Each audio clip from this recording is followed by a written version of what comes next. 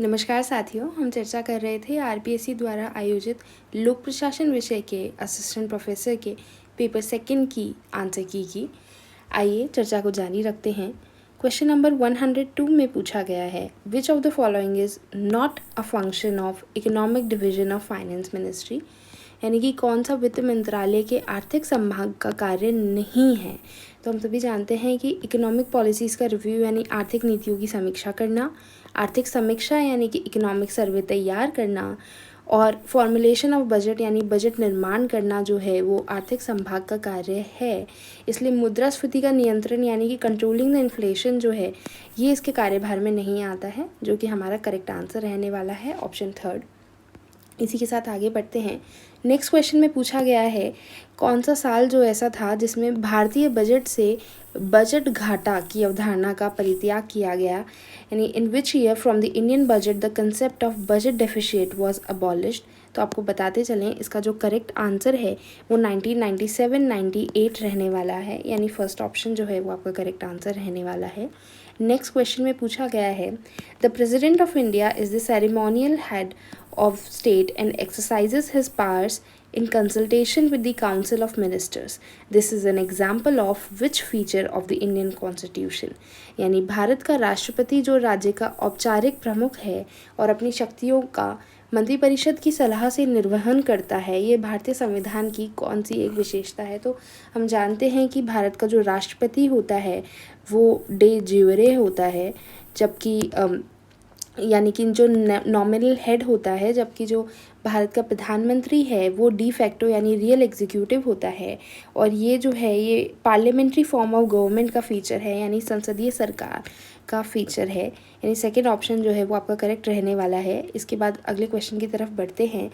Corporate social responsibility के बारे में आपको कुछ कथन दिए गए हैं और आपको बताना है कि इनमें से जो कौन सा कथन है वो करेक्ट आंसर है, यानी कि सही उत्तर है।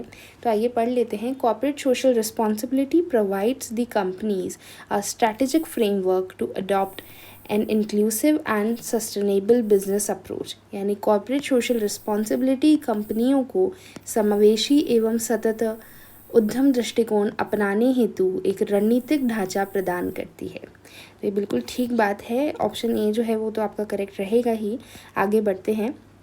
बात की गई है, the companies act 2002 mandates the companies meeting a certain minimum threshold to undertake CSR activities, यानी कंपनी अधिनियम 2002 निश्चित न्यूनतम निर्धारित सीमा को प्राप्त होने वाली कंपनियों को CSR गतिविधियां प्रारंभ करने के लिए बाध्य करता है। और साथ ही साथ companies CSR policy rules 2010 prescribes the manner in which companies shall comply with CSR provisions of the act, यानी कंपनी CSR नीति नियम 2010 उस तरीके को निर्धारित करता है जिसमें कंपनी अधिनियम के CSR प्रावधानों का अनुपालन करती है। तो ये जो दोनों ही ऑप्शंस अभी हमने पढ़े, बी और सी, ये सरासर गलत हैं, क्योंकि बात की जाती है जब CSR की, कॉर्पोरेट सोशल रिस्पॉन्सिबिलिटीज़ की, तो बात होती है कंपनीज एक्ट 2013 की, ना कि 2002 की। तो उसका जो करेक्ट आंसर है वो ओनली ऑप्शन ए रहने वाला है। ओनली ऑप्शन ए जो है वो आपका ठीक रहने वाला है। आइए आगे बढ़ते हैं। बात की जा रही है भारत के संविधान की। According to the Constitution of India, which one of the following makes provisions for the maintenance of panchayat accounts and their audits, यानी पंचायतों के लेखों के रखरखाव तथा उनकी संपरीक्षा करने के बारे में कौन प्रावधान करता है। तो इसका जो सही उत्तर है वो आपका थर्ड ऑप्शन है, यानी state legislature of the concern state, यानी संबंधित राज्य का राज्य विधानमंडल जो है वो पंचायतों के लेखों के रखरखाव तथा उनकी संपरीक्षा करने के बारे में प्रावधान जो है वो निर्धारित करता है। इसी के साथ आगे बढ़ते हैं। पूछा जा रहा है, which of the following is called the Magna carta of local governance in India, यानी भारत में स्थानीय शासन का मैग्ना कार्टा कौन कहलाता है। तो जैसे कि हमने बात की थी इवोल्यूशन ऑफ इंडियन कॉन्स्टिट्यूशन में भी हमने पढ़ा था कि लॉर्ड रिपन जो हैं वो father of Indian local self government कहलाए, और उनके द्वारा जो प्रस्ताव लाया गया था 1882 में, लॉर्ड रिपन का 1882 का जो प्रस्ताव है, यही आपका करेक्ट आंसर जो है वो रहने वाला है। आगे बढ़ते हैं। पूछा गया है which of the following is not correct regarding the difference between no confidence motion and censure motion, यानी अविश्वास प्रस्ताव व निंदा प्रस्ताव के अंतर के संदर्भ में कौन सा कथन जो है वो सही नहीं है। आइए हम कथनों की जांच कर लेते हैं।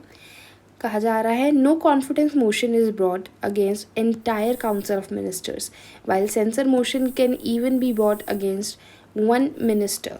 अविश्वास प्रस्ताव संपूर्ण मंत्रिपरिषद के विरुद्ध लाया जा सकता है, लेकिन निंदा प्रस्ताव किसी एक मंत्री के विरुद्ध भी लाया जा सकता है। बिल्कुल सही बात है। No confidence motion can be passed only in Lok Sabha while censure motion can be passed in both houses of Parliament, यानी अविश्वास प्रस्ताव केवल लोकसभा में पारित किया जा सकता है, जबकि निंदा प्रस्ताव दोनों सदनों में पारित किया जा सकता है। तो ये कथन भी जो है वो बिल्कुल ठीक है। आगे बढ़ते हैं। Council of Ministers has to resign if a no confidence motion or censure motion is passed, यानी अगर अविश्वास प्रस्ताव या निंदा प्रस्ताव पारित हो जाए तो मंत्रिपरिषद को त्याग देना पड़ता है। तो ये जो बात है ये आपकी गलत है, क्योंकि अगर काउंसिल ऑफ मिनिस्टर को रिज़ाइन तो करना पड़ता है अगर कॉन्फिडेंस मोशन जो है यानी अविश्वास प्रस्ताव पारित हो जाए तो, पर जो सेंसर मोशन है ऐसी स्थिति में ऐसा नहीं होता है। निंदा प्रस्ताव में काउंसिल ऑफ मिनिस्टर को नहीं रिज़ाइन करना होता है। तो ये जो है ये आपका करेक्ट आंसर रहने वाला है ऑप्शन नंबर 3। फिर भी एक बार ऑप्शन नंबर 4 को भी हम पढ़ लेते हैं। No confidence motion checks the confidence of Lok Sabha in the government where censure motion criticises the government policy of action, यानी अविश्वास प्रस्ताव में सरकार के प्रति लोकसभा का विश्वास परखा जाता है, जबकि निंदा प्रस्ताव में सरकार की नीति या कृत्य की निंदा की जाती है। तो ये बात भी बिल्कुल ठीक है। आगे बढ़ते हैं। Which act of British parliament marks the beginning of parliamentary control over the government of east India company, यानी ब्रिटिश संसद का कौन सा अधिनियम जो है वो ईस्ट इंडिया कंपनी की सरकार पर संसदीय नियंत्रण की शुरुआत का प्रतीक है। तो इसका जो करेक्ट आंसर है वो रेगुलेटिंग एक्ट ऑफ 1773 रहने वाला है। आगे बढ़ते हैं। पूछा जा रहा है which of the following does not work under the social justice and empowerment department of government of Rajasthan, यानी निम्न में से कौन सा राजस्थान सरकार के सामाजिक न्याय एवं अधिकारिता विभाग के अधीन कार्य नहीं करता है। तो आपको बताते चले इसका जो करेक्ट आंसर है वो स्टेट वुमेन कमीशन यानी राज्य महिला आयोग रहने वाला है। बाकी जो 3 हैं स्टेट बैकवर्ड क्लास कमीशन, राज्य पिछड़ा वर्ग आयोग, विशेष योग्यजन आयोग यानी स्पेशली एबल्ड कमीशन और राजस्थान ट्रांसजेंडर वेलफेयर बोर्ड जो है, ये तीनों राजस्थान सरकार के सामाजिक न्याय एवं अधिकारिता विभाग के अधीन ही कार्य करते हैं। आगे बढ़ते हैं। पूछा जा रहा है which one of the following is not correct with reference to Lokayukta and Rajasthan, यानी राजस्थान में लोकायुक्त के संबंध में कौन सा कथन जो है वो ठीक नहीं है। देखिए बात की गई है आई.डी. दुआ की। आई.डी. दुआ जो है वो पहले लोकायुक्त थे राजस्थान के, साथ ही साथ के.पी.यू. मेनन जो है वो पहले उप लोकायुक्त थे राजस्थान के। तो ये दोनों ही कथन बिल्कुल ठीक हैं। इसके साथ में राजस्थान में लोकायुक्त का जो कार्यकाल है वो 5 वर्ष का है, ये भी बात बिल्कुल ठीक है। तो आपको जो करेक्ट आंसर है वो फर्स्ट रहने वाला है, क्योंकि लोकायुक्त जो है वो अपना त्यागपत्र भारत के राष्ट्रपति को ना देकर राजस्थान का जो गवर्नर है, राजस्थान के राज्यपाल को देंगे, राजस्थान के लोकायुक्त। इसलिए फर्स्ट जो है वो आपका सही उत्तर रहने वाला है। आगे बढ़ते हैं।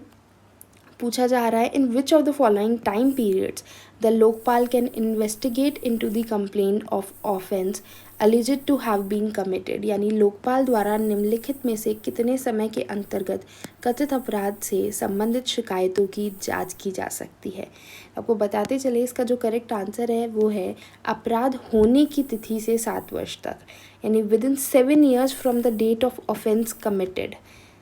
आगे बढ़ते हैं। Who among the following said that in corruption cases the charge sheet is filed in a very few matters and only 6% persons get convicted, यानी भ्रष्टाचार के बहुत कम मामलों में आरोप पत्र दाखिल हो पाते हैं तथा सज़ा तो मात्र 6% लोगों को ही मिलती है।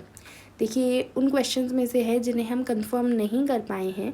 हालांकि हमारा मानना है कि इसका जो करेक्ट आंसर है वो वीरप्पा मोइली यानी ऑप्शन 4 रहने वाला है, पर हम इसे रिजर्व सेक्शन की कैटेगरी में रख रहे हैं। तो इसके बारे में हमें कोई भी जानकारी अगर मिलती है तो हम ज़रूर आपको अपडेट करेंगे। आगे बढ़ते हैं। नेक्स्ट क्वेश्चन में पूछा गया है, who among the following coined the terms Lokpal and Lokayukta, यानी लोकपाल और लोकायुक्त जो शब्द है वो किसने दिए हैं। तो आपको बताते चले इसका जो करेक्ट आंसर है वो डॉक्टर एल.एम. सिंघवी जो हैं वो रहने वाला है। एल.एम. सिंघवी जी ने लोकपाल और लोकायुक्त जो शब्द हैं वो कॉइन किए थे। इसके बाद आगे बढ़ते हैं। नेक्स्ट क्वेश्चन में पूछा गया है, according to the first administrative reforms commission when should Indian financial year begin, यानी प्रथम प्रशासनिक सुधार आयोग के अनुसार भारतीय वित्तीय वर्ष कब शुरू होना चाहिए। तो इसका जो करेक्ट आंसर है वो 1 नवंबर है, यानी 1 नवंबर से भारतीय वित्त वर्ष जो है वो शुरू होना चाहिए, ऐसा फर्स्ट ARC का मानना था। यदि आपको कहीं से भी लगता है कि आपको ये वीडियो जो है अच्छा लगा है, इससे आपकी मदद हुई है, तो चैनल को सब्सक्राइब ज़रूर कीजिए और अपने साथियों के साथ शेयर कीजिए और बने रहिए हमारे साथ अपनी सक्सेस की जर्नी में, सफलता का मुकाम हासिल करने की और बढ़ने के लिए।